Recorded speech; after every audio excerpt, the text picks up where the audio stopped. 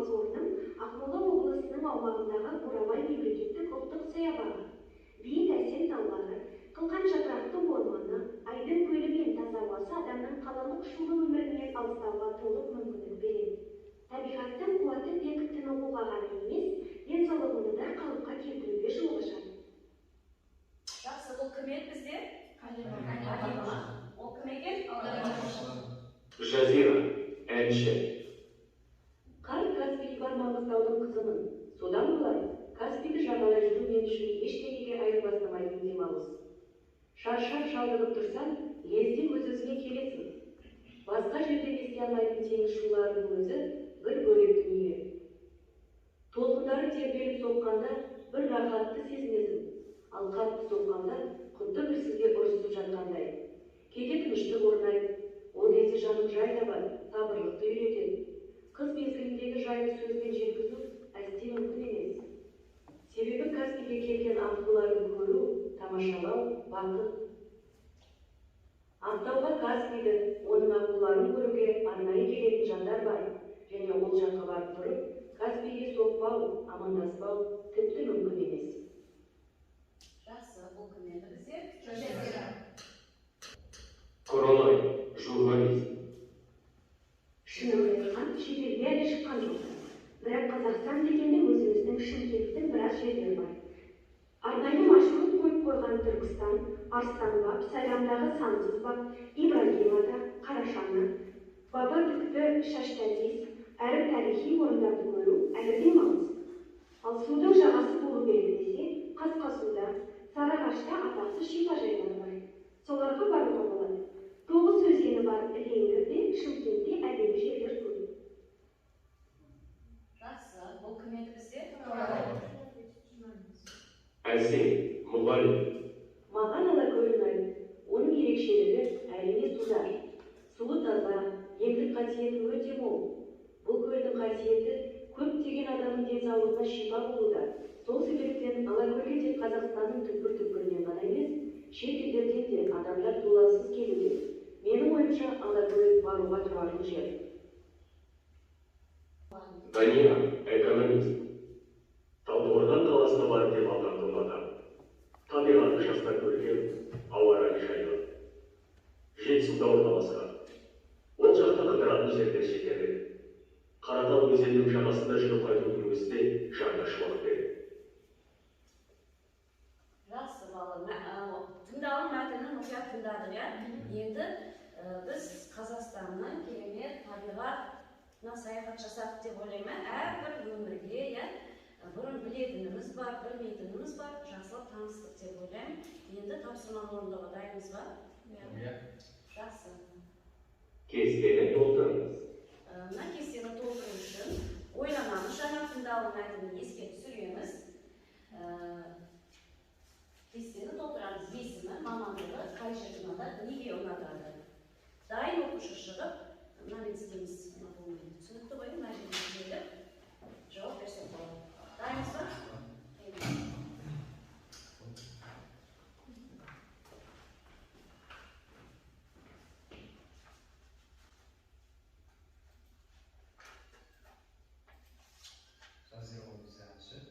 Жазира бізде әнші.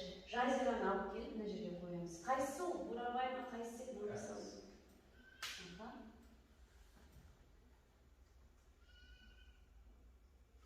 Қайсысы? Каспий.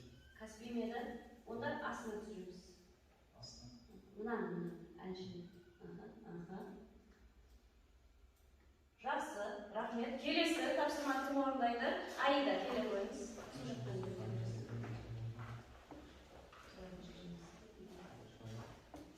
Кімді таңдаймыз? Данияр, экономист қояр.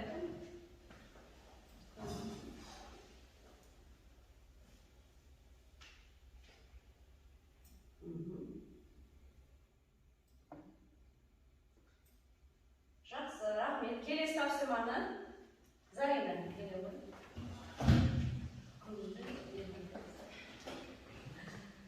Құралай, сөйлеп айтамыз. Құралай аудармашы. Жақсы. Келесі, кім шығады? Келе ғой, Ахмажан.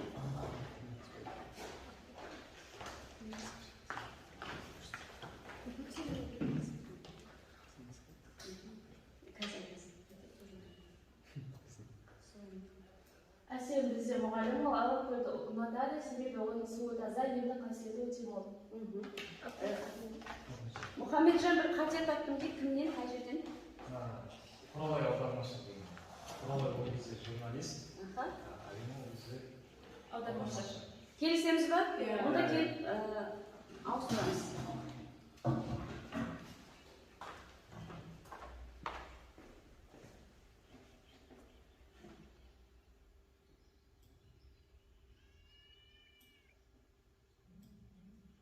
Құралай журналист және ол Шымкентті яғни тарихи орнынан көретін адам. Ал Алина бізде аудармашы.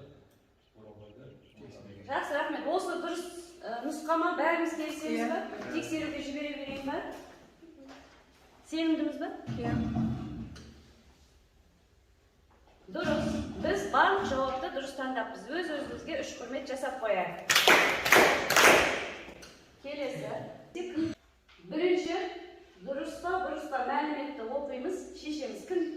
Жансұлу. Қазақстан табиғат әсем, өте бай өлке. Бұл дұрыс. Дұрыс. Қазақстанда әсем жерлер мен Келе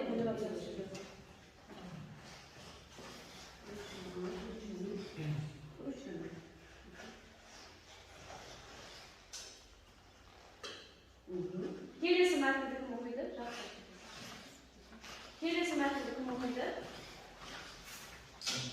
Кім? Келді. Маңғыстауда Бурабай мемлекеттік ұлттық саябағы бар. Дұрыс жауап. Дұрыс па? Себебі Маңғыстау бізде батыста болмаса. Келесі мәліметті кім табады? Осы қателесуден қорықпаймыз. Керісінше есімізде қалды. Жазира Ақтауға Каспийді, оның аққуларын көруге баратын беді. Кел, Дидар. Сазар.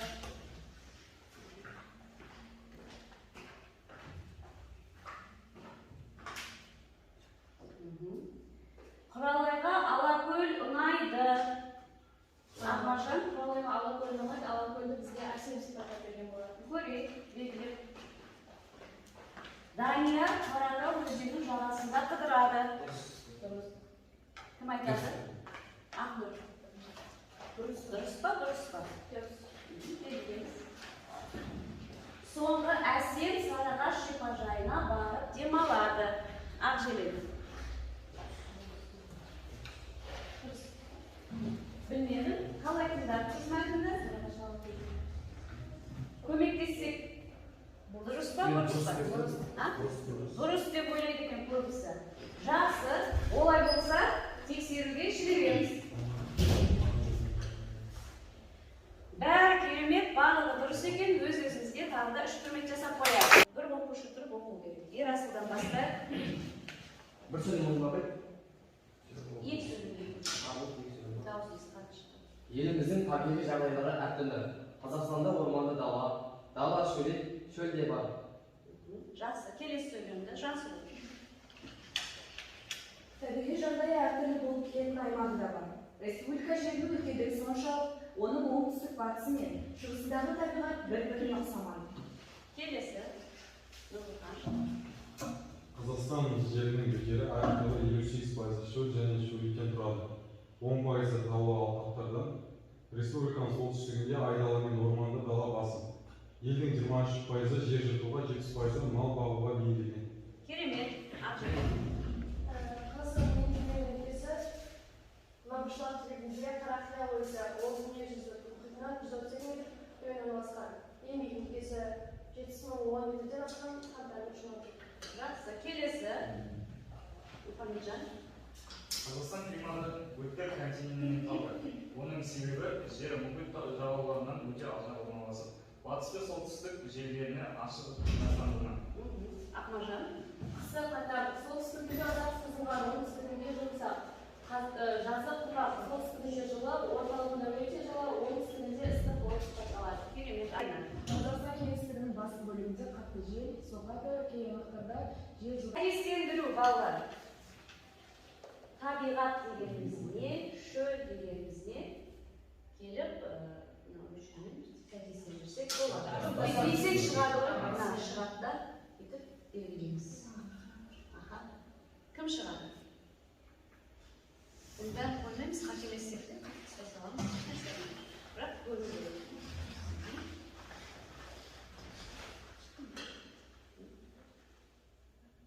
Ол бізде түбек бар. Су алғатын жегеніміз бірінші бұл.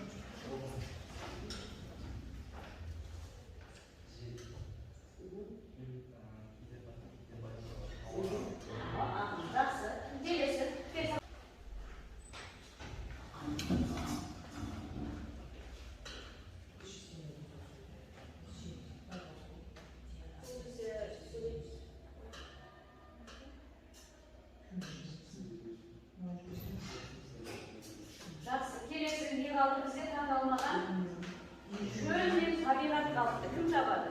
Nurhan. Çeşit var. Kaçısı kaldı? Жағалау. Түбекпен жағалау. Kim tabadı? Gece koy.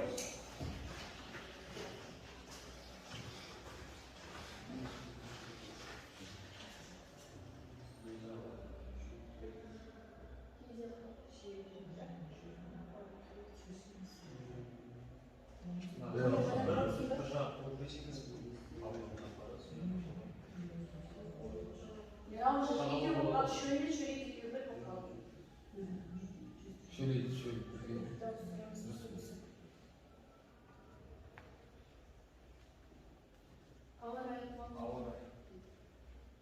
A까 일이 이게 없어 보이는 가을에 Қалай ойлайсыз?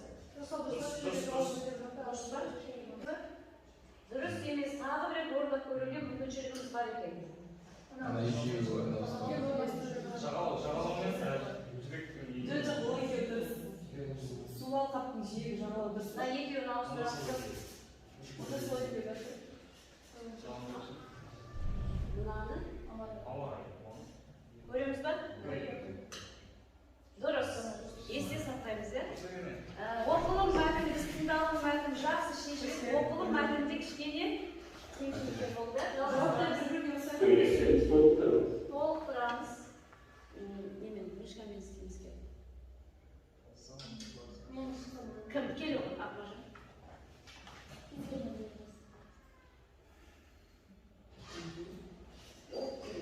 Елдің 23% жер жыртуға, ал 70% мал бағуға кетеді. Жақсы, келесі.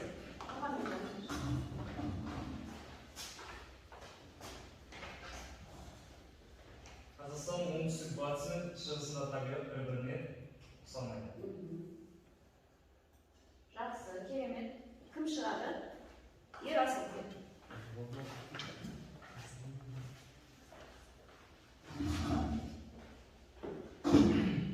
Қазақстан жерінің 8%-ы шөл мен шөлейттен тұрады.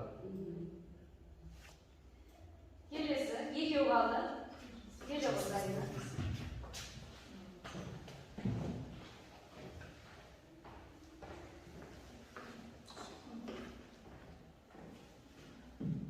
Қазақстанның кеңістігінің басым бөлігі қатты жел соғады. Соңғысын Сардar.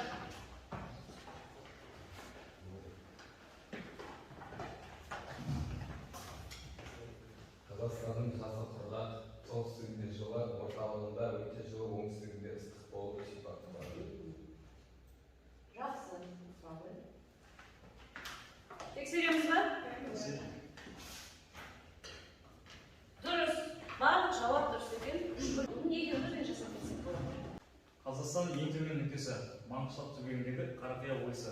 Ол теңіз деңгейінен 132 метр төменде орналасқан. Керемет жауап. Ал екінші бізде Қазақстанның ең биік нүктесі Хантайна шыңы.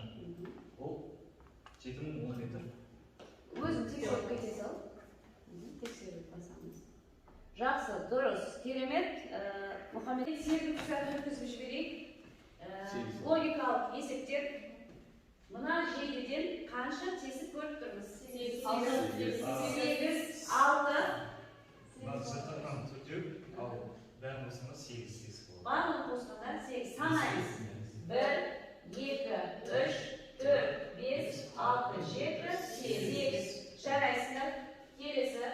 Бірінші сұрақ. Қандай жағдайда сағаттағы 2 цифрі көріп тұрып 10 деп айтамыз? Кешкі болады. Сағатта 2-ге барғанда 10 минут өтеді ғой сол. Жақсы, Ақмаржан дұрыс айтады. 2-ге қарап 10 минут өткен кезде 10 деп айтамыз, иә? Дұрыс, иә? Жауабын көрейік. Иә, мына жерге келген кезде 10 деп айтамыз. Жарайсыз, Ақмаржан? Келесі сұрақ. Ол алдыңғы күні 17 жаста болды. Ал келесі жылы 20 жаста болады. Бұл қалай? 18, 19 қайда кетті? Ойланамыз кішкене. Алдыңғы күні 17 жаста еді, келесі жылы 20 жаста болады. Ойланамыз.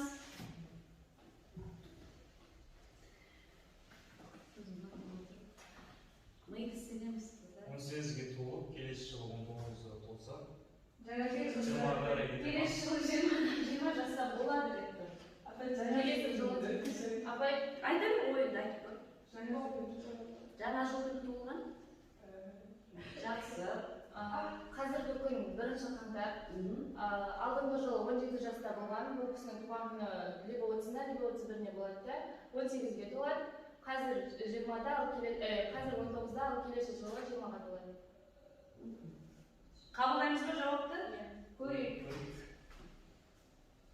Егер қазіргі күн 1 қаңтар болса, оның туған күні 31 желтоқсан.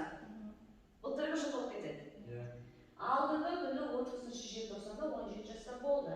Кеше 31 желтоқсан күні 18-ге толды. Осы жылы 19 жаста келеді, келесі жылы 20 жаста болады. Ақмаржан жауап кішкене жақындай кеткен, жақсы. Ал енді балалар, білімвеб сайтындағы iTest ресурсына кіріп, 46-шы мәтінге смартфондарымызбен кіреміз. Тапсырманы орындаймыз. Бірінші оқылым мәтінмен танысып аламыз, оқимыз. Содан кейін тестті шешеміз. Жоспарымызға монотонды егізіп қоюыңыз деуінің себебі. Әлемдік туризм орталықтарында болған. Кет белгілеп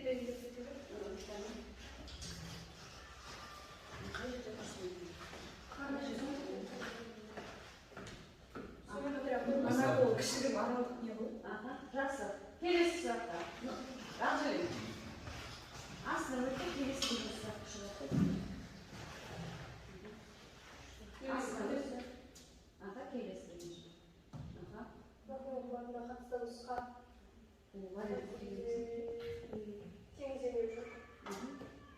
Келесі басты. Келесі. Ақмыл.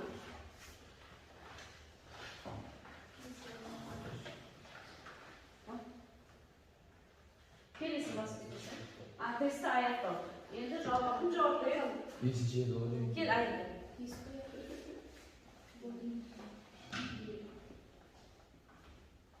Қызыл теңіз. Сәл сөйлесіп Альпы точно болмайды. Қызыл теңіз. Альп бар ма ішінде? Бар. Онда қызыл теңіз. Жерорта теңізі аяқтау. болды, аяқтау. Мазмұннан тыс деп тұрды. Бәрі дұрыс. 100%. Жақсы. Құрастыру үшін қазір мына жерден аяқ астынан сөздер шығады. Бір әңгіме құрастырып кетуіміз керек бірімізден соң біріміз. Басты бірінші сөйлемін мен бастайын. Қаламызға көктем ерте келді. Мұхамеджан. Көктемде жауын-шашын мол болады. Ақмаржан. Жауын-шашын мол болмағандықтан көп жақсы естіде қоймауына септігі жақсырақ тиді. Керемет.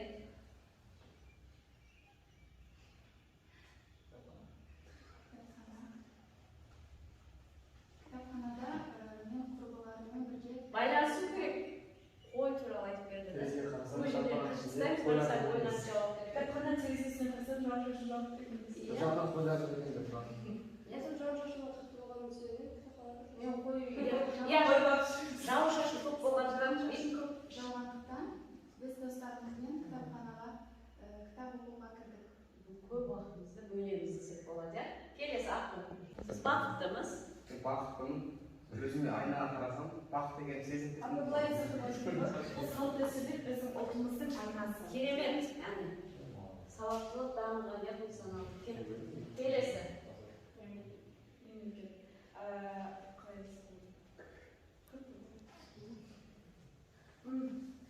Өзінің салт дәстүрлерін білмейтін, ұлттық құндылықтарын сақтай алмайтын мемлекет жоқ. Нұрхан. Биыл көктем ерте келді. Siz söylüyorumuzda әңгімемізді аяқтайтын ақшылен соңғы сөйлемді айта ғой. Ана деген сөздің қасындамыз. Ал енді балалар бір-біріне мүлдем қатысы жоқ осындай сөздерден біз әңгіме құрады деп ойлаймын. Арасында кішкене мына жерлерде үзіліс болып қалды. Негізі бастап көктеммен бастап едік, ар жағы салт дәстүрмен аяқталып келеді сөйлем бір әңгіме құралды деп ойлаймын. Онда сабағымыздың соңында кері байланыс беріп өтейік. Мен қазір мына сөзді кез келген біреуімізге көрсетемін. Осыған байланысты кері байланыс айтамыз. Мұхамеджан, оқыңыз толық. Бүгінгі сабақта мен Нені түсіндіңіз? Қазақстанның көрікті әсем жерлерін көп екенін түсіндім. Және олардың қайда орналасқандығын білдім. Керемет. Ақмаржан. Бүгінгі сабақта мені қуантқаны ол бізді Қазақстанның көркем жерлерімен таныстырғаныңыз және де сол үшін сізге көп алғыс айтамын. Рахмет. Аида. Бүгін сіз үшін маңызды және қызықты болды. Бүгін мен үшін бүгінгі тақырып өте ауқымды болды және өте қызықты болды. Сізге рахмет. Жақсы. Ақнұр. Сіз үшін Не жеткіліксіз болды? Мен үшін барлығы жеткілікті болды. Сонда да? Сонда да кішігірім кедергілерге тап болдым. Жақсы. Зарина. Бүгін маған барлығы болмады, қызықты болған жерлері, барлық жері қызықты болды. Нақты атап айтар болса. Айтар болса, Қазақстанның жерлері және де өткен тақырыптарымыз қызықты болды. Ешқайсысы маған қиындық тудырған жоқ. Ешқандай қиындық туындамады. Жақсы. Сардар. Сабақтан соң маған Қандай ой келді? саяхатшы болып. Саяхатшы боламын деген ой келді. Керемет, иә? Ерасыл. Менің түсінгенім өткен тақырыптардан түсіндім. Есіме түскен Жақсы. Жасыл. Маған ерекше ұнаған сәт, біздің бір-біріне ұқсамайтын сөздерден бір-біріне ұқсамайтын сөйлемдер құрастырған. Жақсы, керемет. Нұрлыхан. Мен өзімді Не үшін мақтар едім?